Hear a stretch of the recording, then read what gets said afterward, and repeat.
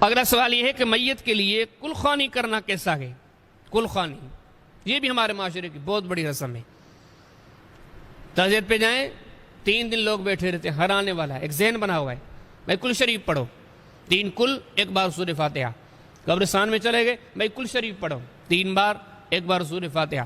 کبھی کسی فوت شدہ کا تذکرہ ہوا، کل شریف پڑھو۔ جگہ جگہ جہاں جائیں، جہاں کسی فوتگی میں جائیں، جہاں کسی فوت شدہ کا تذکرہ ہو، جہاں کسی کے سمجھو کہ ایصال کے لیے کوئی محفل، کوئی مجلس، کوئی نشست، ہر جگہ پر کل شریف ہے۔ لیکن اب سوچنے کی بات یہ کہ اس کل شریف کے سلسلے میں سب سے پہلی بات تو یہ ہے کہ کیا یہ نبی کریم علیہ السلام نے سکھلائی ہے؟ میں وہی بات کروں گا جو قرآن خوانی والی۔ صحابہ کرام، تابعین، تبع تابعین، سلف صالحین، کس نے سکھلائی ہے؟ کسی نے نہیں سکھلائی۔ ظلم تو اس معاشرے میں یہ ہے کہ لوگ ہم جس معاشرے میں رہتے ہیں، یہاں لوگ ضرورت ہی محسوس نہیں کرتے کہ یہ چیز دین نے سکھائی ہے یا نہیں سکھائی۔ لوگ اس کو ضروری جانتے ہی نہیں، اس کی ضرورت ہی نہیں ہے کہ اس کو دین نے جائز قرار دیا، نہیں جائز قرار دیا۔ آج ہمارا نظریہ یہ ہے کہ معاشرہ جس چیز کو جائز سمجھے وہ جائز ہے، جس کو مولوی کہیں جائز ہے تو جائز ہے۔ یہی وجہ ہے کہ ہر علاقے کا اپنا دین ہے۔ ہمارے ہاں اپنا دین چل رہا ہے، ایران میں اپنا دین چل رہا ہے، دوسرے خطے میں اپنا دین چل رہا ہے۔ کیونکہ اس وقت اس امت کا حال تو یہی ہے کہ جیسے مولویان صاحبان کرے، پھر ہر خطے کے مولوی کی اپنی سوچ ہے، اس نے اپنا راستہ ایجاد کر دیا۔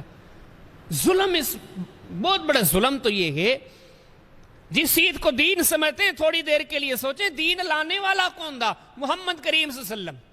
سوچیں اس نے سکھایا تھا، یہ سوچتے ہی نہیں۔ اگر سوچیں تو پتہ چلتا ہے کہ اس ذات نے تو اپنی پوری زندگی میں کبھی کسی کی کلخوانی نہیں کی۔ صحیح تو صحیح، کوئی ضعیف حدیث بھی نہیں ملے گی کہ نبی پاک صلی اللہ علیہ وسلم نے کبھی کسی کے لیے کہا ہو کہ 3 کل شریف پڑھو، سورہ فاتحہ پڑھو، اس قبر والے کو بخشنے ہے، اس کے روح کو ثواب بخشنی ہے۔ لوگ کہتے ہیں نہیں یہ سارے کام صحیح ہیں، جائز ہیں۔ او بھائی، یہ کس نے صحیح کیے ہیں؟ شریعت کو آپ زیادہ جانتے ہیں یا نبی پاک صلی اللہ علیہ وسلم؟ اگر وہ ذات زیادہ سمجھتی ہے، ہم سوال کرتے پھر اس نے کلخوانی کیوں نہیں بتائی؟ آپ 4 کتابیں پڑھ کے زیادہ بڑے عالم بن گئے ہو، یا صحابہ کرام بڑے عالم تھے؟ اگر وہ بڑے عالم تھے تو ان کے زمانے میں یہ کلخوانی کی رسم کیوں نہیں تھی؟ تابعین، تبع تابعین، سلف صالحین، امام بخاری، مسلم، ترمذی، نسائی، آپ بتائیں کس نے؟ کہیں سے ثبوت ملتا ہے کہ ان کے زمانے میں کلخوانی کا رواج تھا؟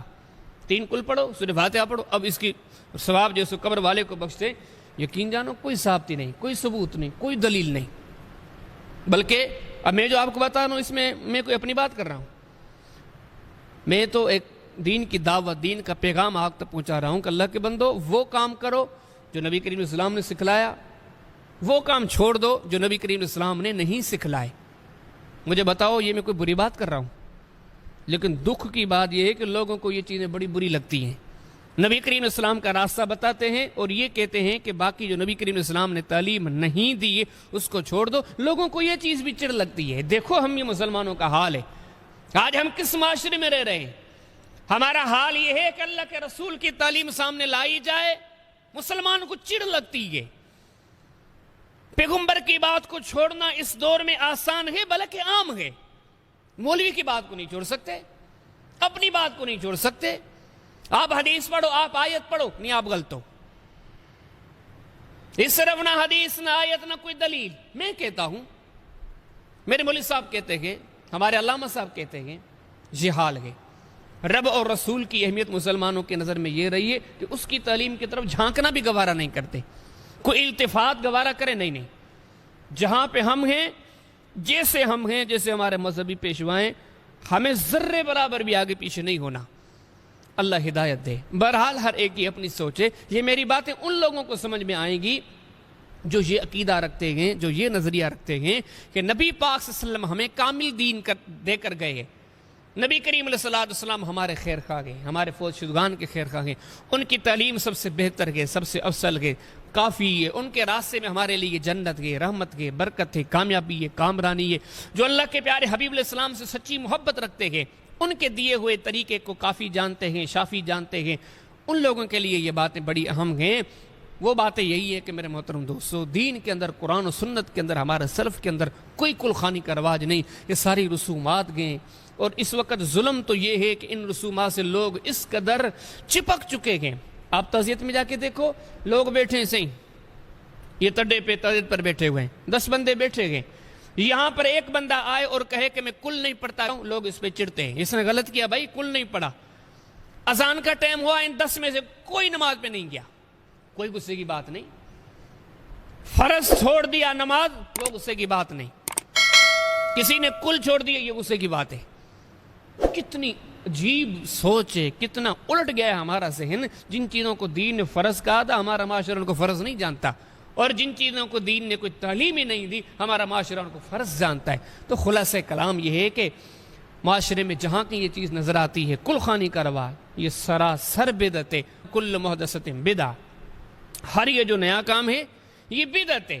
اور اس بدعت کا انجام کیا ہے؟ یہ بھی مسلم شریف کی حدیث ہے کہ فرمایا کہ یہ بدعت اللہ کی نظر میں غلیظ ترین کام ہے، ناپاک ترین کام ہے، اور جسے میں قرآن خوانی کے دلال میں بھی حدیث پڑھ چکا ہوں، مردود گئے، اس کا نتیجہ جہنم ہے. قرآنی آیات بھی کہتی ہیں جو محمد کریم علیہ السلام کا راستہ چھوڑ کے بدعات کی طرف چلتا ہے، اس کی جگہ، اس کا ٹھکانہ جہنم ہے. تو آئیے میں اور آپ ہم اپنی اصلاح کریں، ہم اپنے معاملات کو سنوارنے سدھارنے کی کوشش کریں. جو چیزیں نبی کریم علیہ السلام نے دی ہیں ان کو کافی جانیں، اور ان چیزوں میں قرآن خوانی کا کوئی وجود ہی نہیں ہے. اس چیز سے ہم کلی طور پر بائیکاٹ کریں. ہم دوسروں کو بھی سمجھانے کی کوشش کریں کہ میاں جو رب نے فرض کیے ہیں ان فرضوں پہ عمل کریں. وہ تو قرض ہیں، ہمارے معاشرے میں ان کی فکر نہیں رہی. ان بدعات کو، ان رسومات کو ہم نے دین کی اساس اور بنیاد بنا دیا ہے. تو آئیے میں اور آپ جو ہماری طاقت ہے، جو ممکن ہے، ہم اپنا کردار ادا کریں، لوگوں کو سمجھانے کی کوشش کریں کہ بھائی یہ کچھ نہیں ہے، یہ بدعات ہیں، یہ رسومات ہیں، یہ دین میں نہیں ایجاد کردہ چیزیں ہیں. ہمارے محبوب محمد کریم علیہ السلام نے ہمیں نہیں سکھلائیں. ہمیں ان چیزوں کو چھوڑ کر اپنی توانائیاں ان چیزوں پر صرف کرنی چاہیے جو محمد کریم علیہ السلام ہمیں دے کر گئے ہیں، جن کو اختیار کرنے کا رسول ہمیں حکم دے گئے. اللہ ہمیں عمل کی توفیق عطا فرمائے.